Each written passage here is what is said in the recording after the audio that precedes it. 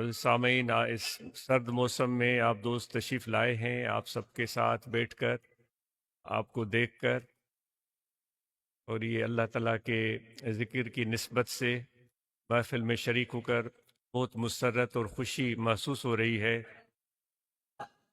آپ سب دوستوں کے آنے کا بہت شکریہ، جزاکم اللہ۔ ہم زندگی میں اپنا سفر جاری رکھے ہوئے ہیں۔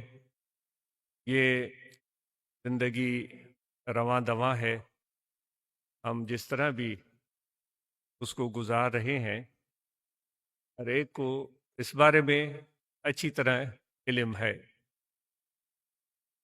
ہم جب کبھی اپنے اندر مختلف قسم کی کیفیات پاتے ہیں، کبھی ہم یوں بھی کہہ دیتے ہیں کسی کو دیکھ کر، اگرچہ اس طرح نہیں کہنا چاہیے کہ بھئی آپ کو دیکھ کر مجھے تو میرا موڈ خراب ہو گیا۔ بعض اوقات اس طرح کی باتیں ہم کرتے ہوں گے۔ تمہیں کسی کو دیکھ کر کہا کہ تمہیں دیکھ کر مجھے غصہ آ گیا، میں تو چنگا بھلا تھا، اچھا ٹھیک تھا، خوشگوار طبیعت تھی۔ پھر ہم کہتے ہیں خدا نخواستہ کہ بھائی تمہاری شکل ہی ایسی ہے۔ ہو سکتا ہے ایسا نہ ہو، لیکن ایک تمثیلاً بھی بات کہی جا رہی ہے۔ تو یہ اس طرح کی چیزیں جو ہم اوروں کی طرف منسوب کرتے ہیں، اس کی بنیادی وجہ کیا کسی اور شخص میں موجود ہوتی ہے یا اس کی وجہ ہمارے اندر موجود ہوتی ہے؟ حضور علیہ الصلاۃ والسلام کا ارشاد پاک ہے، معنی عرض کی جاتی ہے، آپ صلی اللہ علیہ وآلہ وسلم نے ارشاد فرمایا کہ مومن کے لیے آئینہ کی طرح ہے۔ آئینہ جس میں ہم اپنی شکل دیکھتے ہیں، جس کو مرر بولتے ہیں، شیشہ بولتے ہیں، جس میں ہم شکل دیکھتے ہیں۔ تو جو ہم اوروں کو دیکھ رہے ہوتے ہیں، کسی اور کی شکل کو، حدیث کے تناظر میں اس کے معنی مفہوم کو ذہن میں رکھ کر عرض کی جا رہی ہے بات کہ جب ہم کسی کے سامنے کھڑے ہوتے ہیں، کسی کو دیکھ رہے ہوتے ہیں، اس حدیث کے مطابق کسی اور کو نہیں دیکھ رہے ہوتے، ہم اپنے آپ کو دیکھ رہے ہوتے ہیں۔ اگر سامنے والے کی شکل ہمیں اچھی نہیں لگ رہی ہے تو وہ کسی اور کی شکل نہیں ہوتی، وہ ہماری اپنی ہوتی ہے۔ اگر کسی کے موجودگی سے ہمیں غصہ چڑھ رہا ہے، اس کی وجہ وہ شخص نہیں ہوتا، وہ غصے کی جو وصف یا خرابی ہمارے اندر آئی، اس کا سبب ہم خود ہوتے ہیں اس حدیث کے پیش نظر۔ تو اب ہم اوروں کو بنانے اور سنوارنے کی کوشش میں لگ جائیں، اس کی شکل ایسی ہے، اس طرح اچھی شکل نہیں ہوتی، اس کا رویہ ایسا ہے، اس طرح اچھا رویہ نہیں ہوتا، اس کا بولنا اس طرح ہے، یہ بولنا ٹھیک نہیں ہے۔ تو پھر آپ اور ہم سوچیں کہ اتنی ساری خدا کی مخلوق ہے، کروڑہا لوگ، وہ تو پورے کائنات پہ بستے ہیں، جن سے ہمارا روزمرہ واسطہ اور تعلق پڑتا رہتا ہے، وہ کروڑوں نہیں ہوں گے، لاکھوں بھی نہیں ہو سکتے، شاید ہزاروں میں ہو سکتے ہیں، وہ سینکڑوں میں ہو سکتے ہیں۔ تو جب ہم ان سب لوگوں کی شکلوں سے، رویوں سے، عادتوں سے تنگ ہیں، تو پھر کیا اتنے سارے لوگوں کو اپنے مزاج، اپنی پسند، اپنی سوچ کے مطابق تبدیل کرنے کی کوشش کریں گے؟ کیا ایسا ہو سکتا ہے؟ کہ ہم کسی کو کہیں کہ تمہاری شکل ایسی ہے، اس کو ایسے بنا دو، تمہارا رویہ ایسا ہے، تم ایسا بنا دو. تو ایسا ہونا کیا ممکن ہے؟ جبکہ ہم حدیث بھی ابھی تلاوت کر رہے ہیں کہ حضور نے فرمایا علیہ الصلاۃ والسلام کہ جو دوسرے کو آپ دیکھ رہے ہوتے ہیں وہ مثل آئینہ ہوتا ہے. تو آسان کام اس طرح بنتا ہے کہ ہم اپنے اندر جھانکیں، اپنی خرابیوں کو جانچیں، اپنی عادتوں کو کسوٹی پر پرکھیں، پھر ان کو ٹھیک کرنے کی کوشش کریں. تو پھر جو ہمیں شکایات نظر آ رہی ہے اتنے سارے لوگوں سے، ان شکایتوں کا ازالہ آسان ہو جاتا ہے. وہ کہتے ہیں کہ حضرت مولانا جلال الدین رومی رحمۃ اللہ علیہ بیان فرماتے ہیں کہ ایک بادشاہ تھا، اس بادشاہ کے پاس جہاں جہاں بادشاہ بستے ہیں تو بڑے بڑے علم اور ہنر کے ماہرین ان بادشاہوں کی طرف دنیا کے کونے کونے سے چل کر آتے ہیں، جمع ہوتے ہیں. سندھ کی تاریخ کو آپ پڑھیں، ٹھٹا میں یا سندھ میں سموں کی حکومت ہوتی تھی، سما قوم ہے، ان کی حکومت ہوتی تھی. بڑے مشہور اچھے اچھے حکمران ان کی گزرے ہیں. تو سندھ میں بسنے والے، ٹھٹا میں رہنے والے ان بادشاہوں کے پاس جن کا سندھ کے اس خطے پر حکومت تھی، ملنے کے لیے ایران سے لوگ آتے تھے، آذربائیجان سے آتے تھے، بلخ و بخارا سے آتے تھے. ٹھٹا میں بڑے بڑے عالم، فاضل، ہنرمند، کیونکہ وہ جانتے تھے کہ جو ہنر فن ہمارے پاس ہے اس کی قدر کسی عام آدمی کو نہیں ہو سکتی، وہ ایک بادشاہ ہی اس کی قدر کر سکتا ہے. تو وہ چونکہ مولانا صاحب فرماتے ہیں جلال الدین صاحب رحمۃ اللہ علیہ کہ وہ بادشاہ کے پاس بڑے ہنرمند لوگ آ گئے، تو روم سے بھی آئے، چین سے بھی آئے. ان دونوں نے اپنے ہنر کا تعارف کروایا.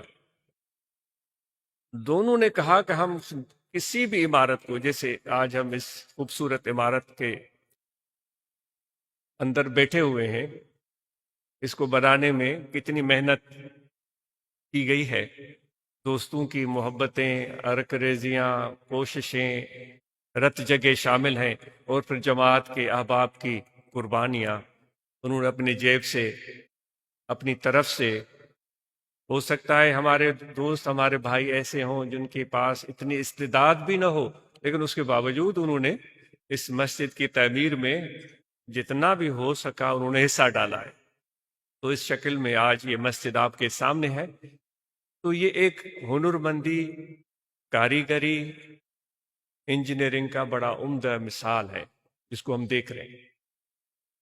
اور پھر جس شخص کا جتنا جتنا علم زیادہ ہوگا، جتنی علم کا معیار اعلیٰ ہوگا، اس عمارت میں اس کو اتنی گہرائی سے معلومات ہوگی، اور اس کی باریکیوں کا علم ہوگا کہ اچھا اس میں یہ بھی ہے، اس میں اس طرح کام کیا گیا ہے. ہم جیسا آدمی ایک ہی اچٹی ہوئی نگاہ ڈال کر چلا جائے گا، اچھا اچھا بڑی بڑی شاندار ہے، بس ختم.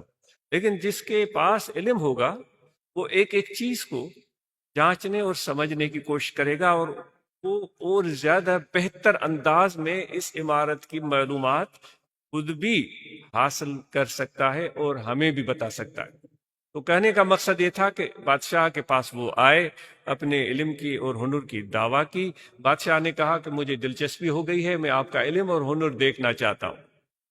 بات کہاں سے ہو رہی تھی کہ ہمیں شکایتیں ہوتی ہیں کہ اس کی رویے سے، اس کے بولنے سے، اس کے ہنسنے سے، اس کے رونے سے، اس کے ملنے سے، اس کے دیکھنے سے ہمیں شکایتیں ہوتی ہیں. بھائی کو بھائی کے ساتھ شکایتیں ہو جاتی ہیں، گھروں میں انتشار اور اختلاف پیدا ہو جاتا ہے. بات وہاں سے شروع ہوئی ہے. کیونکہ ابھی ہمارے دوست عزیز رحمان صاحب بتا رہے تھے ہم تو محبت اور عشق بڑھانے کی کوششیں کر رہے ہیں. محبت اور عشق، اور ایک طرف دوسری طرف نفرت، بغض اور کینہ. تو ان کی آپس میں کوئی تال میل ہے ہی نہیں. ایک آسمان ہے تو دوسری زمین کی گہرائیاں ہیں، ایسے سمجھے. تو وہ جب بادشاہ نے ان سے کہا کس طرح آپ ہنر دکھائیں گے، ان کے کہنے کے مطابق ان دونوں کو دو گھر دیے گئے جو آمنے سامنے تھے. ان کو کہا گیا کہ آپ اپنے ہنر آزمائیں. وہ لگ گئے، ایرانی بھی لگ گئے اور رومی بھی لگ گئے. وہ مولانا جلال الدین رومی رحمۃ اللہ علیہ فرماتے ہیں کہ ایرانی جو تھے وہ نقش و نگار، چینی، اس معذرت سے ایرانی نہیں چینی، وہ چینی جو تھے وہ نقش و نگار بنانے کے بڑے ماہر تھے. اس عمارت میں انہوں نے اس طرح کی نقش نگاری کی، اس طرح کی خوبصورت ڈیزائن بنائے، شکلیں بنائی کہ آدمی کا عقل دنگ رہ جائے. اور سارے عمارت کو پردوں سے بند کر دیا گیا تھا، کسی کو اندر جانے کی اجازت نہیں تھی. دوسری طرف رومی تھے، انہوں نے بھی اپنا ہنر دکھایا، اس کو بھی پردوں سے بند کر دیا گیا تھا، کسی کو اندر جانے کی اجازت نہیں تھی. جب مقررہ دن آ گیا، بادشاہ وہاں پہنچا تو وہ چینی لوگ عمارت کو مکمل کر چکے تھے. بادشاہ جب اندر پہنچا تو وہ پہلے بھی عمارت کو اس نے دیکھا ہوا تھا، اس عمارت کو دیکھ کر حیران رہ گیا. اس کے اندر جو گلکاری تھی، نقش نگاری تھی، ڈیزائن تھے، منظر تھے، نظارے تھے، وہ دیکھ کر حیران رہ گیا. یہ 8-10 دن میں یہ آپ نے اس عمارت کو کیا سے کیا بنا دیا. تو ساری چیزیں دیکھ کر اس نے دل ہی دل میں ان کو بہت سراہا. جب یہ ساری گھر کو دیکھ کر فارغ ہوا، اب رومیوں کی طرف بڑھا. تو رومیوں نے کیا کیا تھا، انہوں نے گھر میں کوئی نقش بنایا ہی نہیں تھا، کوئی گلکاری کی ہی نہیں تھی، کوئی خوبصورت ڈیزائن بنایا ہی نہیں تھا، کچھ بھی نہیں کیا تھا. صرف وہ لگے رہے اس پوری دیواروں کو، اس گھر کو صاف کرتے رہے. اور اس طرح انہوں نے ان دیواروں کو صاف اور شفاف بنایا تو وہ آئینے کی طرح. ابھی آئینے کا ذکر ہو رہا تھا، حضور علیہ الصلوۃ والسلام نے فرمایا کہ مومن کے لیے آئینہ کی مثال ہے. اس پوری عمارت کو اس طرح چمکا دیا جیسے آئینہ ہو. اس میں کچھ نظر نہیں آ رہا تھا، لیکن آئینہ کی طرح صاف اور شفاف تھی وہ بلڈنگ.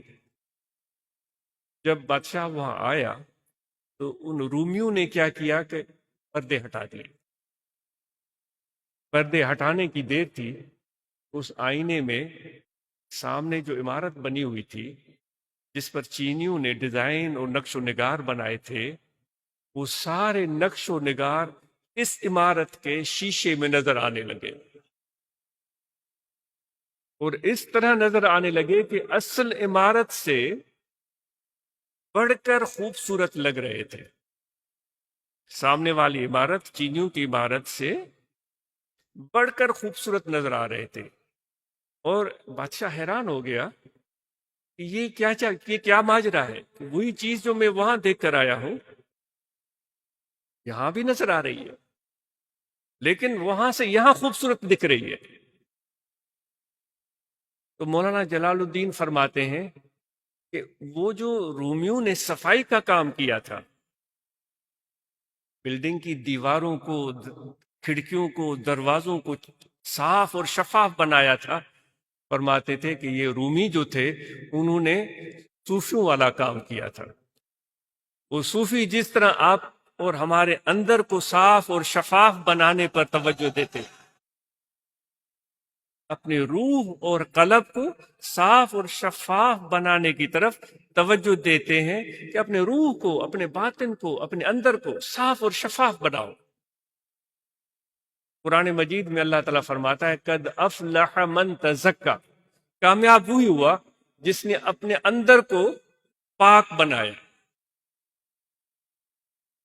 تو وہ چیز جو وہاں تھی یہاں اور زیادہ خوبصورت نظر آنے لگی تھی. اور رومیوں کے ہنر اور ان کی کوشش کو بادشاہ نے زیادہ پسند کیا اور ان کو انعام اور اکرام سے نوازا.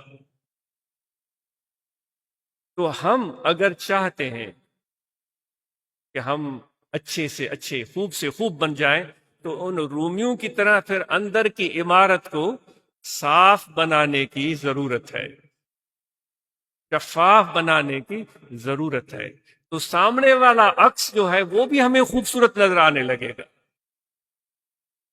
آج اس لیے ہم یہاں جمع ہوئے ہیں کہ ہم اللہ تعالیٰ کا ذکر کریں، اس لیے ہم جمع ہوئے ہیں، حضور نبی کریم رؤوف رحیم صلی اللہ علیہ وآلہ وسلم کا فیض حاصل کریں، اس لیے ہم جمع ہوئے ہیں کہ جو اللہ تعالیٰ نے فرمایا کہ کامیاب وہ ہوا جس نے اپنے باطن کا تزکیہ کیا، تصفیہ کیا۔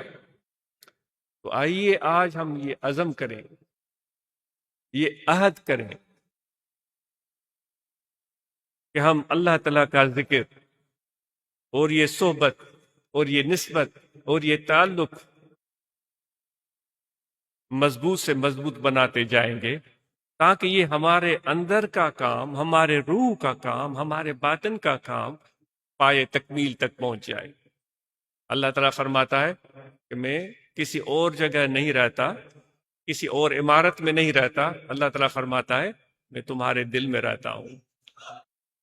وہ خدا کا گھر ہو گیا، تو پھر اس گھر کو سجانا اور سنورنا تو بنتا ہے۔ جو محبوب رب العالمین جس گھر میں رہے اس کو صاف اور شفاف بنانا، یہ ہمارے مہمان بھی آتے ہیں تو گھر کو کس طرح ہم سجاتے اور سنوارتے ہیں۔ تو اس لیے اللہ تعالیٰ کے ذکر کی ہم کثرت کریں اور نسبت اور رابطہ قوی رکھیں اور نماز کی ہم پابندی کریں۔ پھر ماشاءاللہ رمضان المبارک کا مہینہ بھی آ رہا ہے، اس ماہ سیام میں ہم نے روزے رکھنے ہیں، صحت مند تندرست توانا دوست روزے رکھیں، ہم سب روزے رکھیں، اور جن کو خدا نخواستہ کوئی عذر، معذور، مجبور، بیماری، لاچار ہے تو وہ ڈاکٹروں کی ہدایت پر عمل کریں۔ تو ہم روزے رکھیں، اور رمضان کے مہینے میں ہم کچھ کوشش کریں کہ حضور نبی کریم رؤوف رحیم صلی اللہ علیہ وآلہ وسلم نے جو ہمیں تعلیمات عطا کی ہیں ان تعلیمات سے ہم واقف ہو جائیں۔ تو فقہ جس کو بولا جاتا ہے، جس کو تفسیر بولا جاتا ہے، پہلی بات تو قرآن مجید کی آ جاتی ہے۔ قرآن مجید کو پڑھنا ہماری ذمہ داری ہے، اس کو سمجھنا یہ ہماری ذمہ داری ہے۔ کہ تلاوت صرف کرنا یہ بہترین اچھی بات ہے، لیکن اس کو سمجھنا، اس میں کیا کہا گیا ہے، اور پھر اس طرح سمجھنا کہ ہم سیکھنے کی کوشش کریں۔ کوئی ایک اینک پہن کر ہم قرآن کو پڑھنے بیٹھ جائیں، کسی ملا مولوی نے کسی آدھا علم، یا وہ کہتے ہیں کہ نیم حکیم خطرے جان، اور اس طرح آگے بھی کہتے ہیں خطرے ایمان۔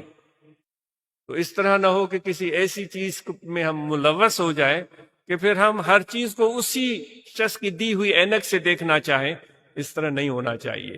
اگر قرآن مجید کو پڑھنا ہے تو پھر ایک طالب العلم کی طرح، ایک محبت کرنے والے کی طرح دل کھول کر اور پوری گہرائیوں سے اس کو پڑھیں، تاکہ قرآن مجید کی جو پیغام ہے اس پیغام کو ہم سمجھ سکیں۔ تو بڑی اچھی بات ہوگی اگر ہمارے دوست ایسا اہتمام کریں کہ قرآن مجید کی تعلیم کا بھی سلسلہ ہو، تجوید کا بھی سلسلہ ہو، تفہیم کا بھی سلسلہ ہو، قرآن مجید سمجھنے، پڑھنے، سمجھنے کا بھی سلسلہ ہو جائے۔ علماء اکرام کرتے ہیں اور ہم توقع کرتے ہیں کہ علماء اکرام اس مہینے ماہ رمضان میں بھی یہ خدمت سر انجام دیں گے، لیکن لوگوں کو اس طرح وہ پڑھانا چاہیے کہ جس سے وہ لوگوں کی زندگیاں خوبصورت بن جائیں، آسان بن جائیں۔ اس طرح ہم قرآن مجید کو پڑھیں کہ ہمارے افتراق، انتشار اور لڑائیاں اور فساد اور فتنہ یہ دور ہوتا چلا جائے۔ اس طرح ہم قرآن مجید کو پڑھیں اور سمجھیں جس طرح حضور علیہ الصلوۃ والسلام کی آمد سے قریش مکہ کا انتشار ختم ہو گیا تھا، ان کے جھگڑے فساد ختم ہو گئے تھے، وہ سب بھائی بھائی بن گئے تھے، تو ہمارے اندر بھی وہ توانائی آئے، وہ خوبصورتی آئے۔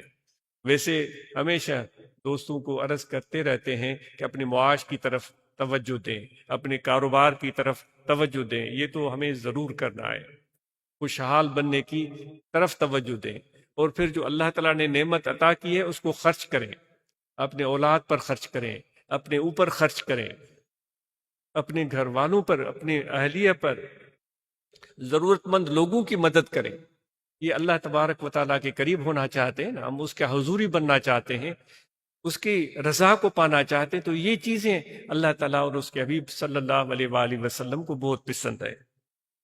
تو اس لیے دوستو یہاں دوستوں نے کوشش کی ہے کہ مختصراً ایک مسائل کے جو ضروری مسائل ہوتے ہیں، نماز کے، روزے کے، یا اس طرح اس کا چھوٹا سا نصاب دوستوں نے تشکیل دیا ہے۔ تو ہر برانچ میں اگر اس سلسلے میں دوست کچھ اس سے استفادہ کریں تو بہت اچھا ہوگا۔ مولانا اسرار صاحب ہیں، وہ اس معاملے میں آپ کو تعاون فراہم کر سکتے ہیں۔ بڑی خوشی اور مسرت ہوئی کہ دوست وفود کی شکل میں تبلیغ کے لیے نکلتے ہیں، یہ بڑی عمدہ بات ہے، اور اس وفود کی شکل میں نکلیں کیونکہ اللہ تعالیٰ خود فرماتا ہے کہ جاؤ میرے زمین کو دیکھو، زمین میں سیر و سفر کرو، میری زمین کو دیکھو۔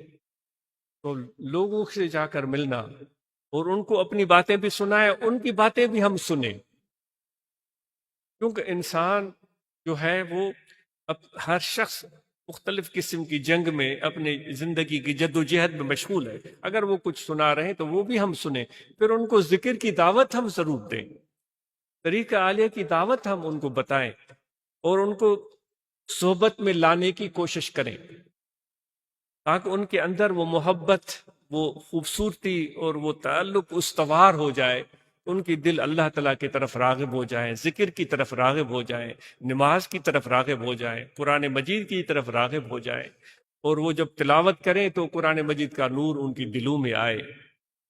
تو انشاءاللہ یہ آج ہم 100 ہیں، تو انشاءاللہ یہ سلسلہ میرے مرشد کامل کی نظر سے جاری ہے، یہ 1000 ہو جائیں گے۔ اگر آج ہم 1000 ہیں تو 1,00,000 ہو جائیں گے، اگر نہیں بھی ہوئے تو جتنے بھی ہیں ہم ساتھ اپنا سفر جاری رکھیں گے۔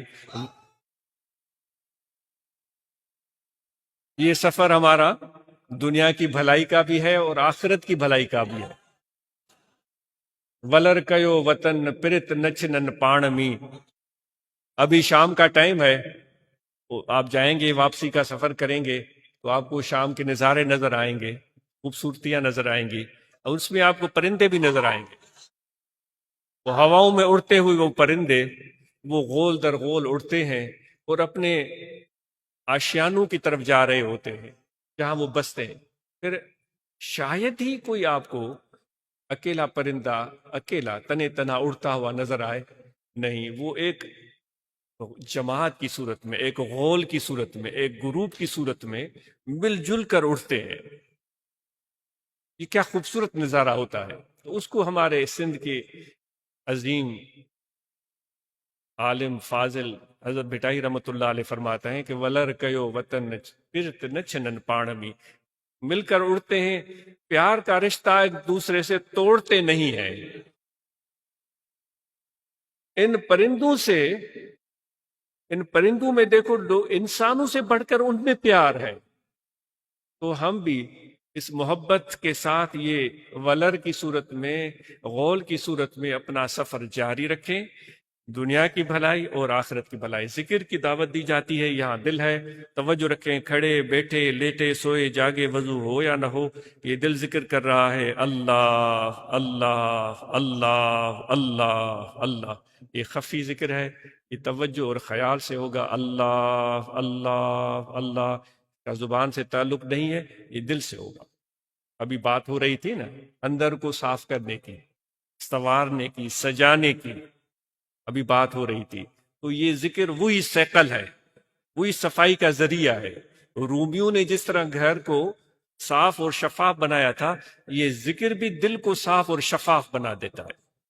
اے دوست، اے میرے بھائی، میرے پیارے، میں نے ذکر بھی کیا ہے لیکن ابھی تک میں نے دل میں بغض پالا ہوا ہے، کینہ پالا ہوا ہے، نفرت رکھی ہوئی ہے، وہ ایسا ہے، وہ ویسا ہے، وہ اچھا ہے، وہ برا ہے، وہ خراب ہے، پھر اس کا مطلب یہ ہے کہ ذکر میں نے کیا ہی نہیں، ذکر کا مجھے پتہ ہی نہیں ہے۔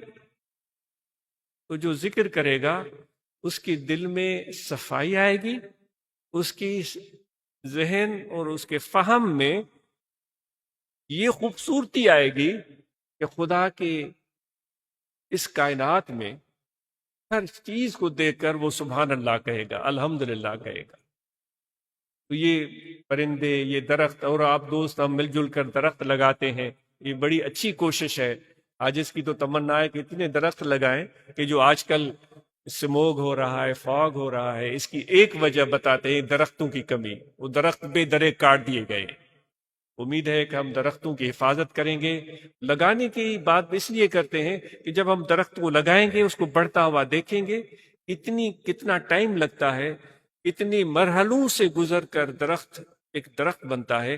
تو اتنی محنت کے بعد کم از کم کلہاڑی سے کاٹنے کی بات کرنے سے پہلے 1000 بار ہم سوچیں گے۔ یہ درخت اتنی آسانی سے بڑے نہیں ہوتے۔ امید ہے کہ آپ اور ہم کوئی مثبت کام کرتے رہیں گے، اور جزاکم اللہ خیر۔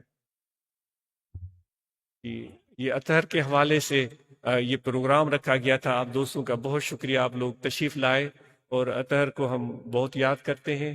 اور اطہر میرا عاجز کا بڑا بیٹا، ان کو اللہ تعالیٰ بلند درجات اور اعلیٰ مقام عطا کرے۔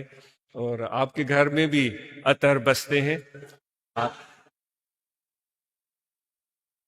تو آپ نے بھی اپنے ان اطہروں کا خیال رکھنا ہے، ان کو شفقت دینی ہے، ان کو پیار دینا ہے، اور ان کو عاجز کی طرف سے سلام پہنچانے ہیں، اور نرمی کا رویہ، محبت کا رویہ، پیار کا طریقہ ان بچوں کے ساتھ رکھنا ہے۔ آپ ان کو جتنا پیار دیں، ان کو کہیں کچھ بھی نہیں، یعنی کہ نصیحت کرنے کی پھر ضرورت نہیں رہتی۔ جب ہم ٹھیک جا رہے ہیں تو ہمیں دیکھ کر وہ خود بخود ہمارے ہم سفر بن جاتے ہیں۔ اگر خدا نخواستہ میں ہی ٹھیک نہیں ہوں، آڑا ترچا چل رہا ہوں، تو پھر وہ میرے ساتھ کیسے چل سکے گا؟ ان بچوں کو اعلیٰ تعلیم، اچھا اخلاق، اچھی عادتیں اور محبتیں اور پیار دیں۔ اور اطہر کو آج ہم یاد کرتے ہیں اور ان کے لیے دعا کرتے ہیں۔ آپ سب کے آنے کا اس حوالے سے بہت اور نماز عصر کے بعد لنگر ہوگا، پھر حضور قبلہ کی طرف سے آپ سب دوستوں کو اجازت ہے، خیریت و عافیت سے جائیں۔ دعائیں بھی حضور قبلہ عالم کی طرف سے ہیں آپ سب کے لیے۔ حضور چند دوست جو ہیں ان کے عزیز و اقارب جو وفات پا گئے ہیں، ان کے لیے حضور قبلہ دعا فرمائیں گے۔ جناب محترم خلیفہ ندیم صاحب کوٹ بنگلو والے، ان کی والدہ کا انتقال ہو گیا ہے۔ جناب محترم خلیفہ شوکت صاحب کے بھائی کا انتقال ہوا ہے۔ جناب محترم محمد پریل چانگ کے والد صاحب کا انتقال ہوا ہے۔ خلیفہ امتیاز صاحب کی والدہ کا انتقال ہوا ہے۔ خلیفہ غلام نبی دنیا، ان کے بھائی کا انتقال ہوا ہے۔ حضور قبلہ عالم کی خدمت میں عرض ہے کہ ان سب کے لیے، ہم سب کے لیے خصوصی دعا فرمائیں۔ جی، ابھی پتہ چلا کہ ہمارے دوست کافی آ رہے تھے، راستے میں جو صورتحال روڈ کی ہے، وہ پہلے بھی اس پر بھی بات کی تھی کہ یہ فیڈرل گورنمنٹ اس طرف توجہ دے، کاش کہ اس طرف بھی توجہ دے جس طرح اور صوبے میں توجہ دے رہی ہے، یہاں کے راستے بھی ممکن ہو سکے، اچھا بن سکے۔ تو وہ لوگ کافی ہمارے دوست راستے میں پھنس گئے، وہ نہیں پہنچ سکے، ان کے لیے بھی دعا ہے۔ اور وہ جو دوست یہاں آئے ہیں ان کے لیے بھی دعا ہے، اور اطہر کے لیے بھی دعا ہے جو ابھی انہیں دعا کے لیے کہا، وفات شدگان